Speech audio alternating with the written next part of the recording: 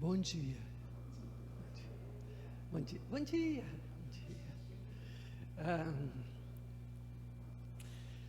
Ontem eu tive uma experiência bem legal, né?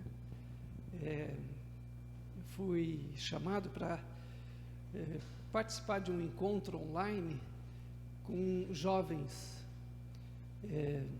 jovens mais ou menos na faixa, pessoal que está fazendo vestibular, sabe? Pensando nesse negócio de Enem, né? E pediram para eu estar junto com eles para falar sobre alegria. Era o tema que eles queriam conversar, né? Sobre alegria. E eu achei interessante porque um dos jovens lá, ele trouxe uma pergunta que era assim, mais ou menos assim: se hoje você tivesse que escolher para o resto da vida, tá? A partir de hoje, até o final da tua vida, qual das duas você escolheria? Primeira, ser 100% alegre. A sua vida ser 100% alegre. Essa é uma opção. A segunda opção é nunca mais ter tristeza nenhuma na tua vida. Qual das duas você escolheria? Vou repetir. A primeira é ser 100% alegre. A segunda é nunca mais 100% de nunca mais você ter tristeza na tua vida. Qual das duas você escolheria? Oi? Ser 100% alegre. 100% alegre. E aí, Kátia, qual das duas? A segunda. Nunca mais ter tristezas. Porque eu seria alegre. E aí, seu Benê, qual das duas o senhor escolheria? A primeira, ser 100%. E aí, Sônia, qual que é? É difícil. Entendi. Tá certo. E aí? Sentou a família, que legal. E aí, o que a família já chegou a um consenso aí? Isso.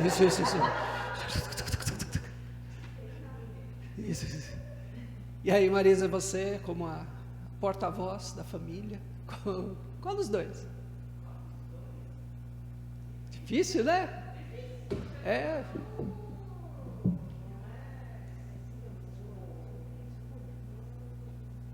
Dá até um nó na cabeça, não dá? Não dá um nó na cabeça? Assim fica...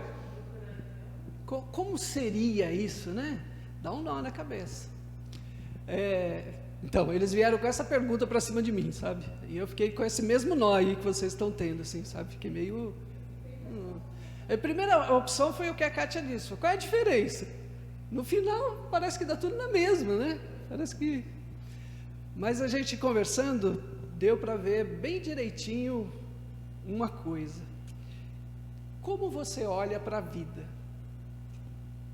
Existem dois tipos, né, lá na conversa, eles chegaram, eu não cheguei em lugar nenhum, mas eles chegaram na seguinte conclusão, de que existe um olhar para a vida otimista, os que escolhem a primeira, né, eu quero ser alegre, 100% de alegria o resto da vida. E existe um outro olhar, né? É um olhar um pouco mais pessimista. Não tem nada a ver com muito certo e errado, não. Mas é como você olha para o seu futuro. De que jeito você olha? Bom dia. Né? Que jeito você olha para a sua vida? Eu queria começar com esse pensamento. Que jeito você começa o culto? É um olhar otimista, ou é um olhar assim meio, um pouco pessimista? Abra sua Bíblia lá em João, capítulo 15, versículo 11. E antes que você fique pensativo, né, vá para casa pensando, não dá para ter uma escolha nas duas, não dá para você escolher 100% de alegria ou 0% de tristeza. Não tem essa possibilidade. A vida vai ter altos e baixos. Aprenda a lidar com os altos e os baixos da vida, porque a vida terá, não tem jeito. Mas eu queria começar o culto com essas palavras de Jesus. Tenho lhes dito estas palavras, para que a minha alegria esteja em vocês, e a alegria de vocês seja completa. Eu gosto de ver Jesus falando, eu tenho para você, pelas minhas palavras, pelo meu exemplo, pela minha vida, eu espero que a sua alegria seja completa. E não deixa ninguém roubar, nem 10%, nem 20%, nem 50%, nem 90%, nem 100%, não deixa nada roubar a tua alegria, que ela seja completa, completa. Se Jesus está dizendo que a alegria tem que ser completa, porque há possibilidades dela ser meia boca, sabe? Tipo assim, né? Tem gente que não sabe ganhar presente de aniversário, eu sou, né? E fica meia boca o negócio, né? A pessoa vem dar um negócio para você e você fica aquela assim, e agora, né? Abre ou não abre? Aí deixa para abrir em casa, fica olhando, fica meio... Não. Que a tua alegria seja 100%. Fecha os teus olhos e faça essa oração agora. Deus, me deixa ter 100% da alegria de Jesus durante esse culto. Que eu saia daqui com uma alegria, não pela metade, mas que eu saia daqui com uma alegria completa. Deus, obrigado, porque o Senhor tem uma alegria completa para nós, Senhor. E isso não significa que a gente não vai passar por problemas, mas não deixa, ó Deus, os problemas, as dificuldades, as dores, como a Sônia falou, pessoas que estão sendo roubadas nas suas dores e nem sabem, ó Pai. Que a gente não seja roubado, Senhor, que nada retire 100%, nos dá, ó Deus, este 100%, uma alegria que seja completa, Senhor, que mesmo nos momentos tristes, difíceis, nós possamos ser pessoas alegres, porque a nossa alegria é Jesus Cristo, não é mais nada e nem nada diferente, nossa alegria é Jesus. Que durante esse culto, Senhor, nós possamos louvar ao Teu nome 100%, ouvir a palavra 100%, sairmos daqui, ó Deus, transformados 100%, ó Deus, completamente. É isso, ó Deus, que nós queremos ver o milagre do Senhor na nossa vida hoje, em nome de Jesus. Amém, Senhor. Vamos louvar a Deus?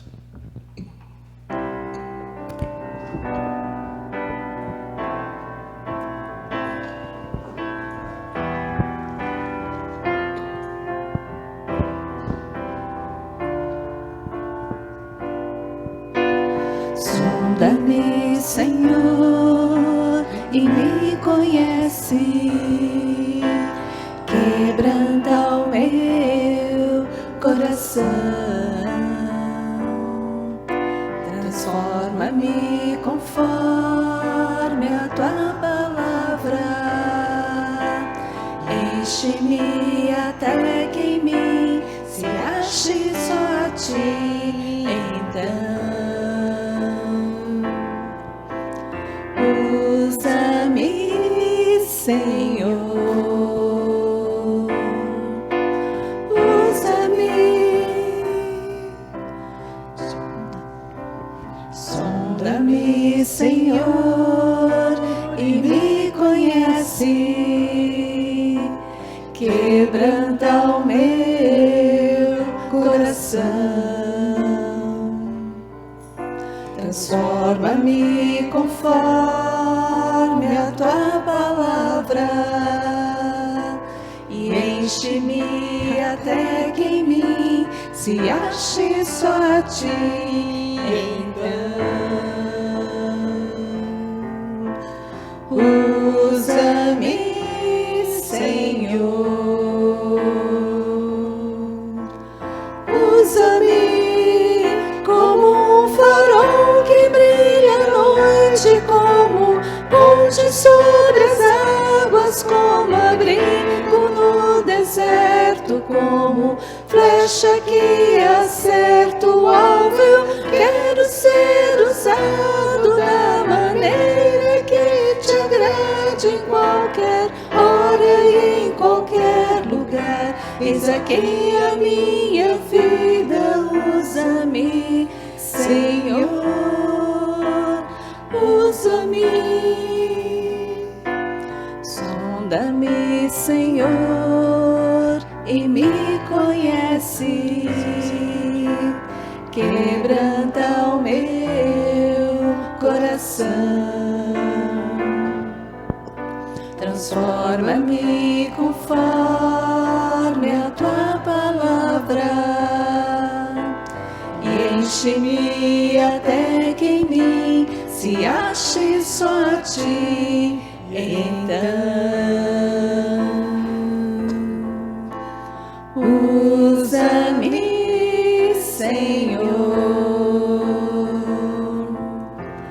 usa-me como um farol que brilha à noite, como ponte sobre as águas, como abrigo no deserto, como flecha que acerta o alvo. Eu quero ser usado da maneira que te agrade, em qualquer hora e em qualquer lugar. Eis aqui a minha vida, usa-me, Senhor, usa-me. Sonda-me, quebranta-me, transforma-me, enche-me e usa-me. Sonda-me, quebranta-me, transforma-me, enche-me e usa-me, Senhor, e usa-me, Senhor.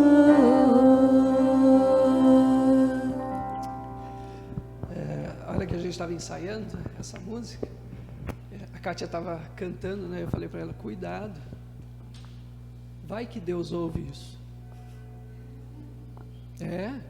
Pensa no que a gente acabou de cantar. Deus me sonda, olha realmente se eu estou aproveitando tudo que o Senhor tem para a minha vida. Estou sendo usado, estou sendo uma bênção, estou recebendo as tuas bênçãos. Mas eu acho que é a partir dessa tipo de oração que a gente pode entrar agora com alegria. Se a gente não fizer um pouco essa relação de arrependimento, não dá para pedir alegria, não dá para buscar alegria. E é isso que os próximos 2 cânticos vão fazer. E eu queria deixar bem claro para vocês que quem escolheu foi o Marcos, viu? Não fui eu não. Então, quando o Marcos veio, eu falei, você estava ontem no encontro lá? Porque os próximos 2 vão falar exatamente sobre a alegria. Eu acho bacana como Deus vai trabalhando e quer falar, acho que comigo, e talvez queira falar com você sobre a alegria. Vamos ficar de pé? Aproveitar o exemplo do Daniel. Obrigado, Daniel.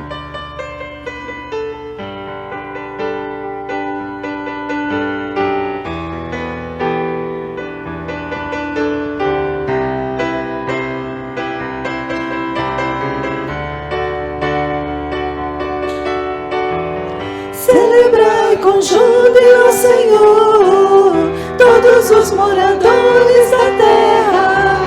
Servi ao Senhor com alegria, apresentemos a Ele com cânticos, porque o Senhor é bom e eterna a sua bondade e a sua fidelidade de geração em geração.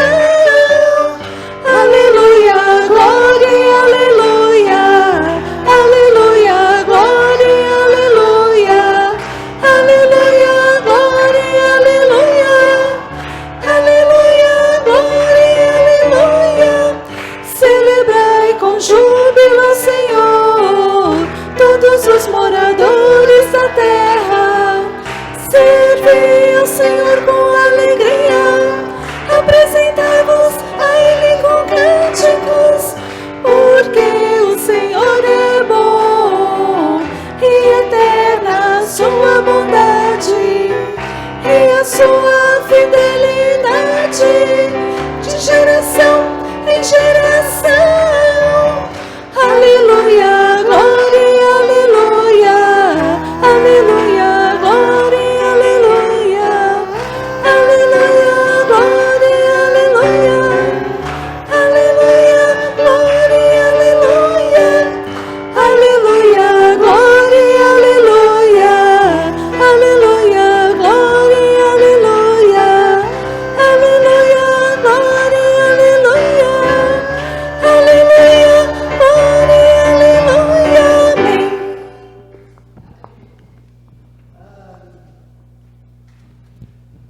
A Bíblia diz que é para você ofertar a Deus com alegria, não por constrangimento.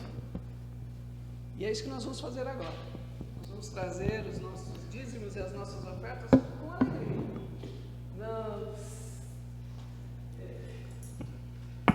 Muitas vezes, em alguns lugares, a hora da oferta é meio que um constrangimento, sabe? É um negócio meio esquisito. Por constrangimento, para não passar necessidade, desculpa. Né? Eu esqueço que tem que falar com esse negócio aqui. Não, mas é verdade, né? A gente vai em alguns lugares e na hora da oferta parece que é meio assim, eu tenho que dar, porque se eu não der, né, vai ficar um negócio meio ruim, não sei o quê. Mas não é nada disso que a Bíblia diz, tá? A Bíblia diz que é para a gente dar com alegria. E se você se sentir constrangido, a orientação de Paulo é não dê. Não dê. Não dê. Não faça por obrigação, por constrangimento, faça por alegria. É assim que Deus recebe. Deus recebe as ofertas se forem alegres. E eu gostaria de convidar você nesse próximo cântico, enquanto estamos cantando, se você quiser e sentir a alegria no teu coração e puder também, fique à vontade. Está aí para aqueles que querem ofertar, tá bom? Vamos louvar ao Senhor?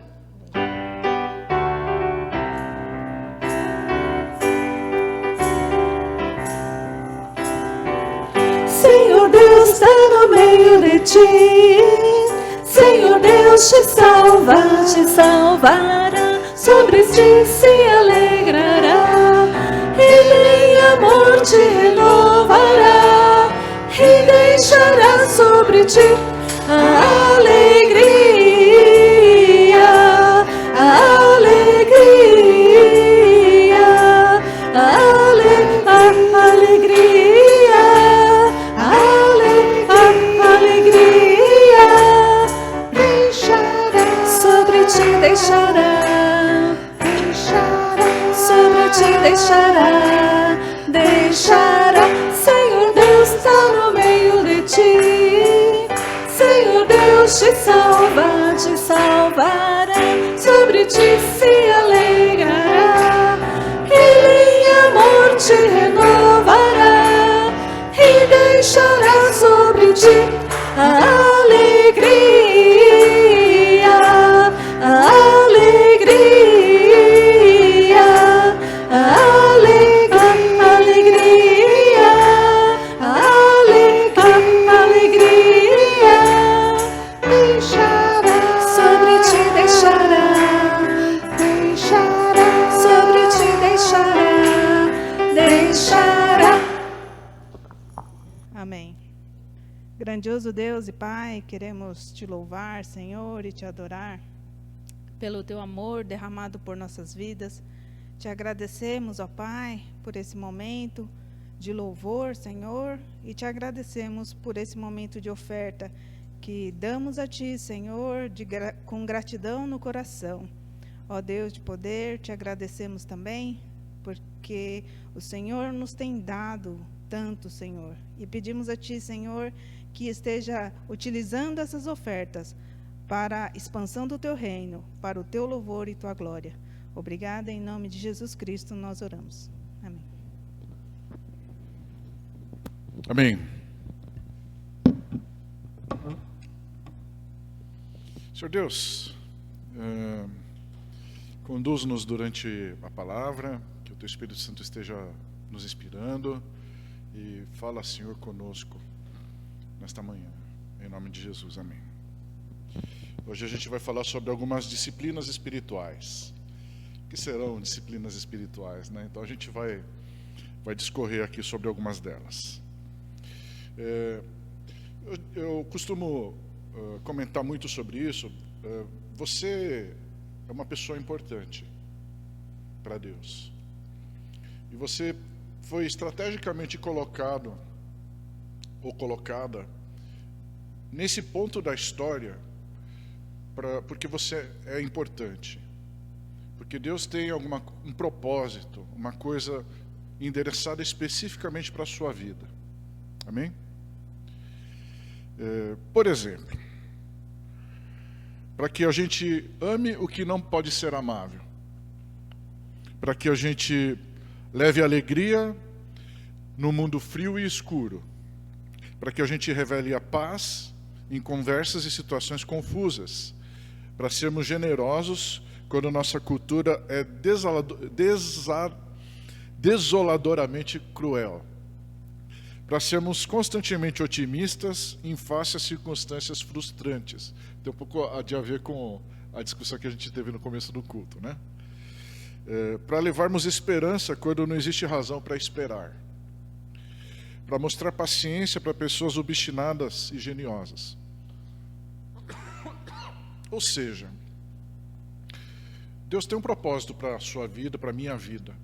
Esse propósito pode ser traduzido em milagre, porque gerar amor onde não existe possibilidade de ter amor, levar alegria para o mundo frio e escuro, revelar paz em conversas e situações cruéis. Todas essas coisas não são naturais, não são, precisa de haver um mover de Deus na vida das pessoas, amém? Só que o que acontece? Nós, como seres humanos, temos um problema. Nós somos emocionalmente egoístas. Então, a nossa tendência natural é a gente resguardar aquilo que a gente acha importante para nós. Então, desde as minhas coisas, a minha família, a minha igreja, né, a gente é muito focado nesse tipo de pensamento, na minha segurança, na minha alegria. Mas Deus, Ele age de uma maneira sobrenatural, miraculosa e diferente. E é para esse propósito que nós somos colocados, para desafiar a maneira natural de se pensar. E nós podemos ser cheios de Deus o quanto a gente quiser. O quanto você quer ser cheio de Deus? O quanto? O quanto você quer ser cheio de Deus? Será que você quer mesmo ser cheio de Deus?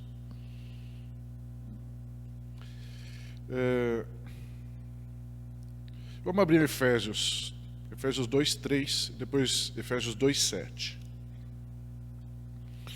2:3, ele traz o nosso contexto de antes de conhecer Jesus. Efésios 2:3.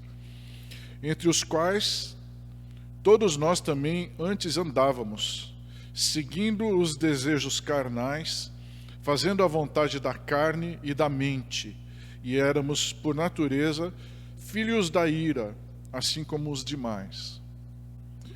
E depois que a gente conhece a Jesus, a gente vai para o versículo 7, Efésios 2:7. Para mostrar nos séculos vindouros a suprema riqueza da sua graça, pela sua bondade para conosco em Cristo Jesus. Então, existe um momento em nossa vida que a gente passa a não nos pertencer. A gente acha que nós somos nossos. Mas a partir do momento em que você entrega a sua vida para Jesus, e você chega para Ele e fala assim: Jesus, você é o Senhor da minha vida. Além de ser Salvador, meu Salvador, o Senhor é o meu Senhor. O Senhor é o Senhor da minha vida. Então, a partir desse momento, as nossas vidas não pertencem mais a nós mesmos. E mesmo assim, Deus nos dá as nossas vidas em nossas mãos, amém? Nós temos a permissão de Deus para fazermos o que nós quisermos com as nossas vidas, mesmo que não sejam os propósitos e a vontade dEle. Ele permite que cada um de nós façamos o que nós bem entendamos da nossa vida, com a nossa vida. E uma das formas mais práticas de a gente perceber é as escolhas que a gente faz da nossa vida emocional. Como que eu escolho sentir as coisas, né? Então nós criamos hábitos e preferências emocionais ao longo da nossa vida. E é muito difícil a gente mudar esse tipo de atitude, de emoção, de sentimento, porque as emoções são mais rápidas que os nossos pensamentos. Elas são mais rápidas do que o nosso raciocínio. Você sente uma coisa e não entende por que está sentindo aquilo. Depois você vai tentar entender por que você está daquele jeito, ou porque você está alegre, ou porque você está com raiva, ou porque você está triste, e assim.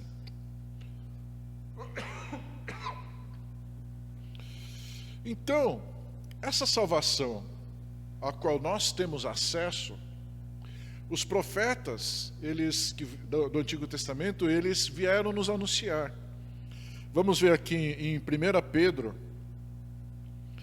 capítulo 1, versículo 10 e 12. 1 Pedro, capítulo 1, versículo 10 e 12.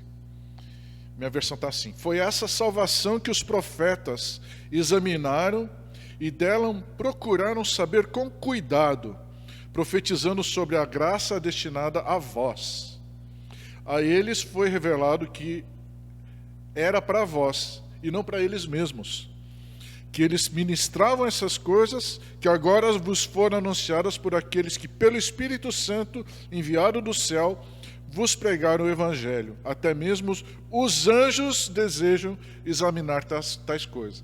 Então é mais ou menos aquilo que o pastor Carmo vem continuamente falando para a gente.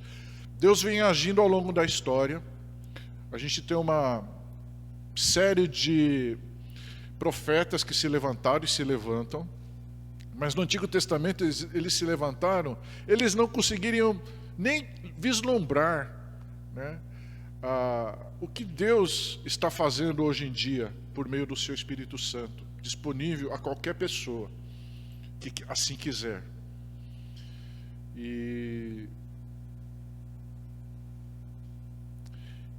Colossenses, o Paulo fala assim: e tudo quanto fizerdes, fazei de coração, como se fizesses ao Senhor e não aos homens, sabendo que recebereis o Senhor a herança como recompensa, servir a Cristo o Senhor.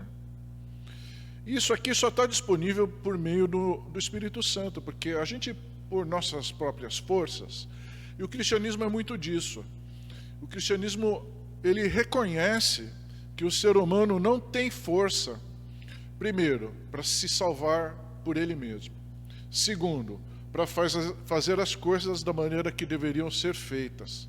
A gente depende de uma força externa. E essa força só pode vir por meio de Deus. Da morte, da ressurreição de Cristo e pelo enchimento do Espírito Santo nas nossas vidas. E como é que nós ficamos cheios do Espírito Santo? Qual que é o processo? Alguém sabe?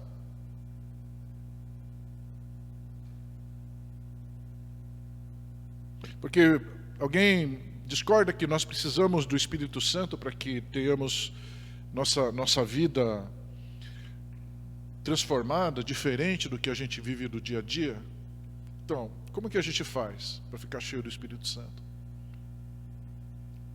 A gente pede. Lembra?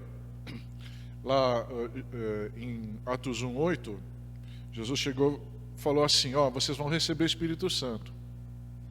Vocês precisam esperar. E a gente precisa pedir. Então, eu vou convidar vocês a fazer uma oração junto comigo. A gente vai pedir que o Espírito Santo venha em nossas vidas. Pode ser? Podemos ficar em pé? Vocês repetem comigo a oração?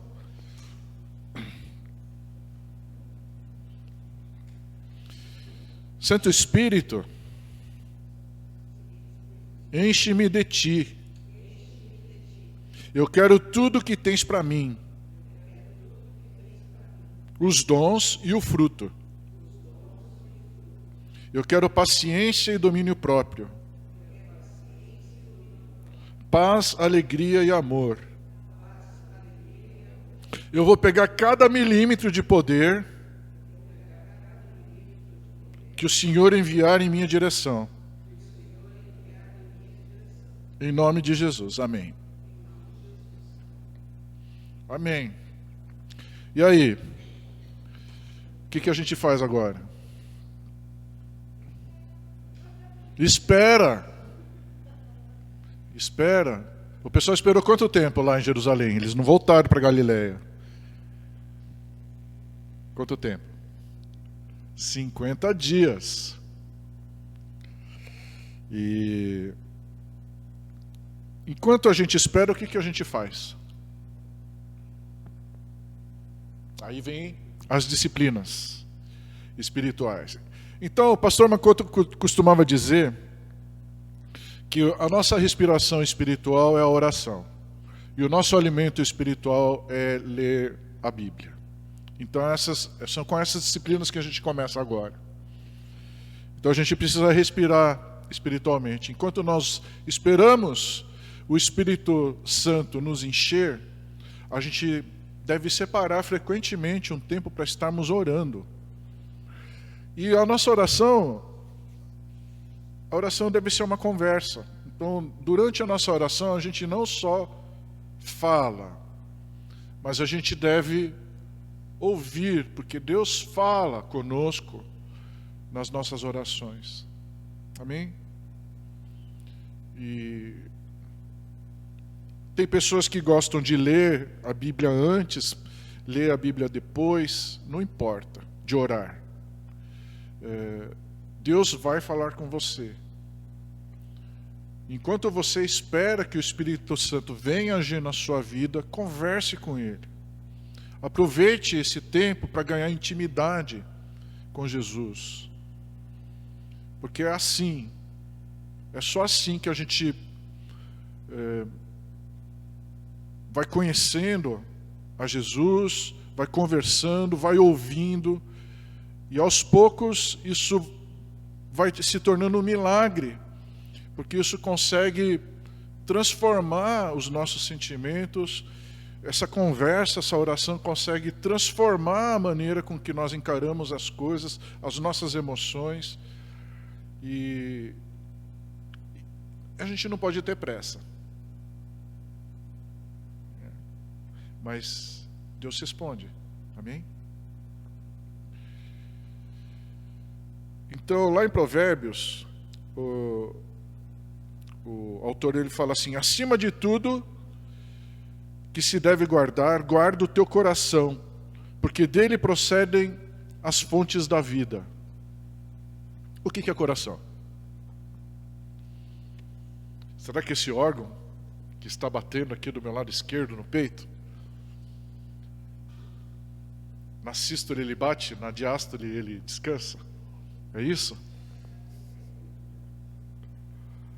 Será que é disso que o autor de Provérbios está falando?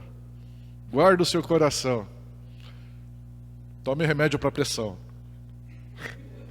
É isso? Não coma coisas gordurosas. É disso que o autor de Provérbios está falando? Eu acho que não. Então, No contexto do Antigo Testamento, o coração é a origem dos sentimentos, é a origem das emoções, é a origem dos nossos afetos. Isso aqui é o coração.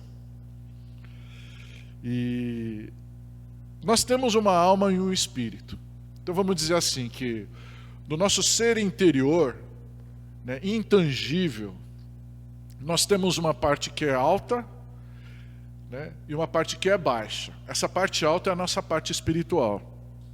Essa parte espiritual nossa é o que nos conecta ao que é invisível.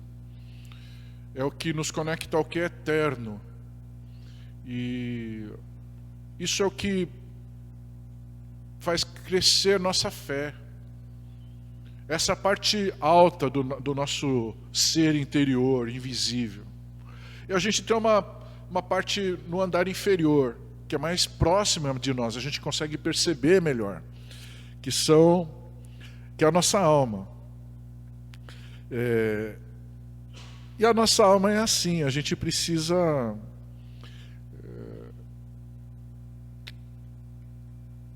tomar cuidado com ela, cuidar dela, não tomar cuidado, mas precisa cuidar dela, porque ela é muito rápida em se manifestar, e ela é muito característica nossa, e nem sempre a gente gosta do que a gente manifesta com nossas emoções, né?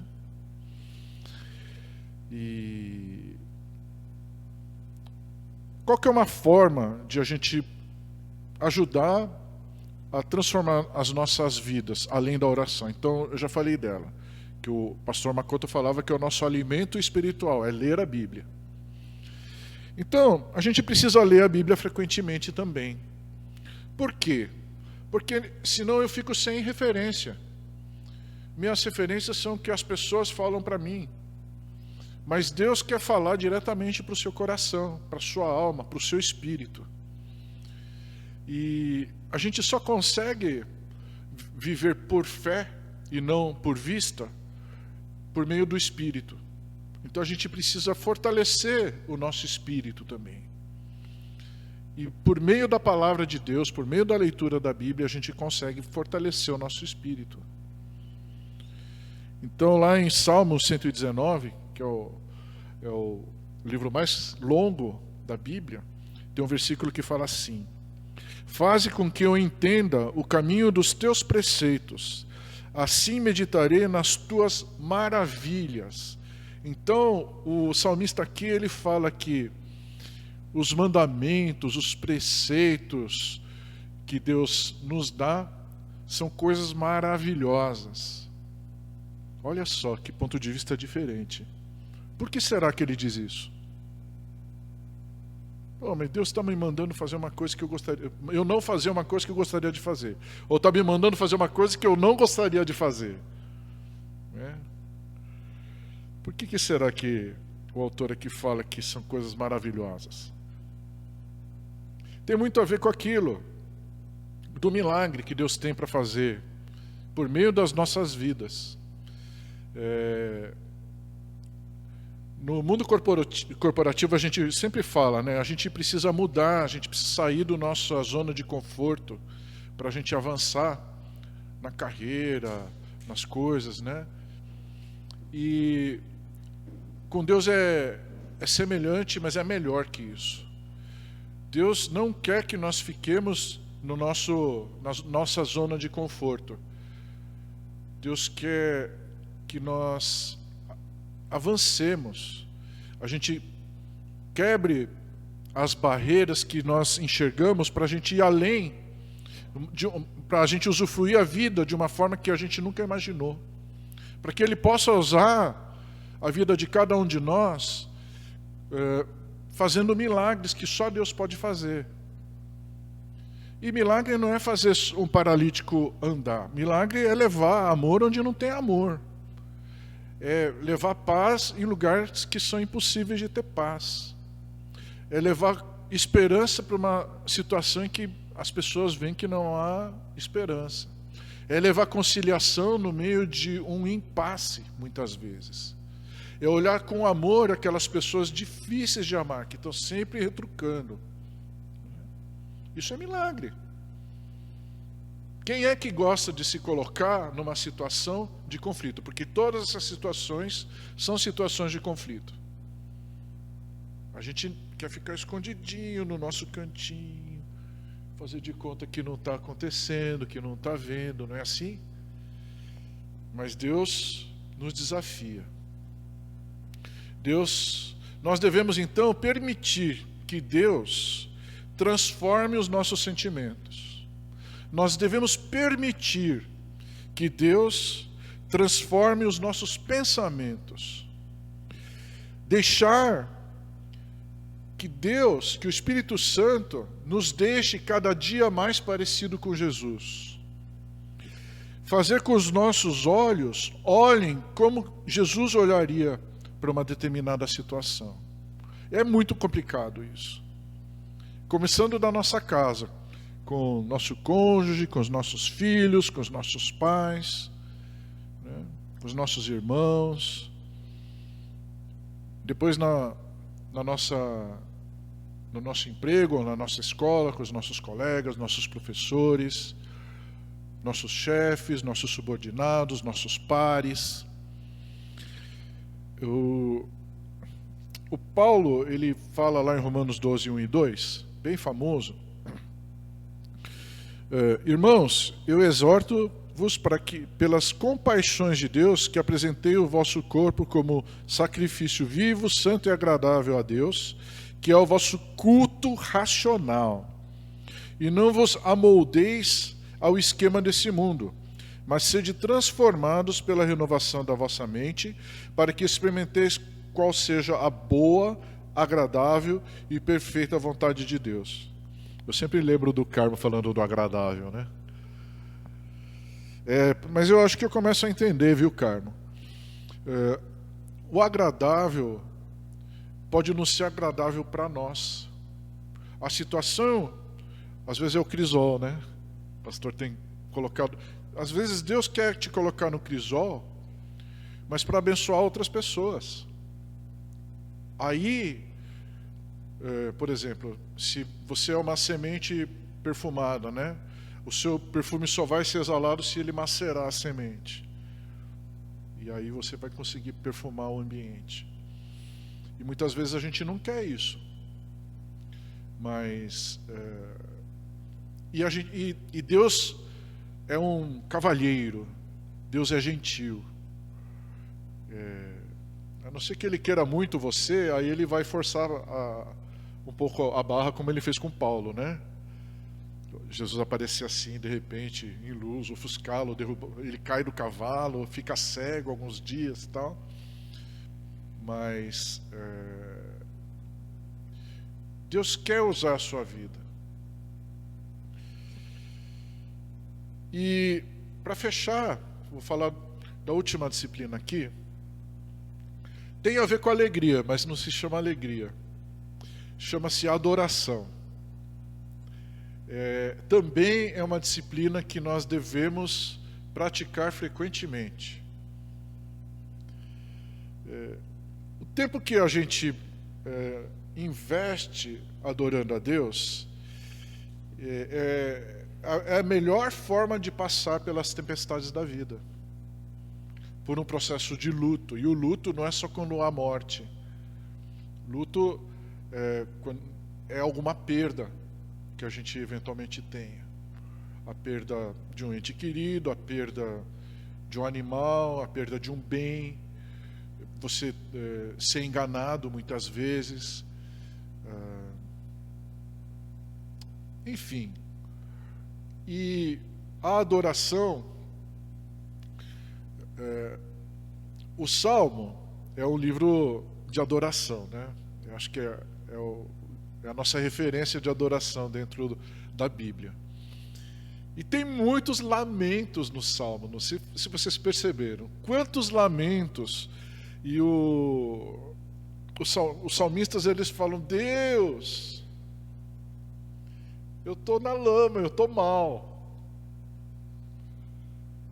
Eu não consigo sair debaixo das minhas cobertas. Eu ando pelo vale da sombra da morte. E Então a adoração, e a Bíblia nos ensina isso já há milhares de anos, é uma das formas que a gente tem para passar pelas tempestades da vida. É a oportunidade que a gente tem para falar com Deus, para chorar, para falar que eu não estou satisfeito comigo, para falar que, meu Deus, me sonda o meu coração, Senhor. Vê se tem alguma coisa em mim que não te agrada. Quebra a minha vida. Ai, Senhor, misericórdia. Faz ela de novo. Guia pelo seu caminho, não pelo meu caminho. Ó, pedir isso aí é difícil, hein? Que Ele vai te levar por um caminho, às vezes, que a gente não quer. Mas o seu caminho é o caminho eterno. E nós cristãos não adoramos somente quando tudo está bem. Mesmo que a circunstância ela pareça estar contra a nossa vida, nós adoramos a Deus. E a autora do estudo em que eu baseei a mensagem, ela fala de alguns exemplos de adoração em situações esquisitas. 3 rapazes numa fornalha, adorando a Deus. 2 homens cantando durante a madrugada, acorrentados num tronco, presos numa cela. Um jovem sendo apedrejado e louvando a Deus. Uma mulher que estava chorando, pedindo um filho para Deus, mesmo antes de saber se ela tinha concebido ou não, estava louvando a Deus.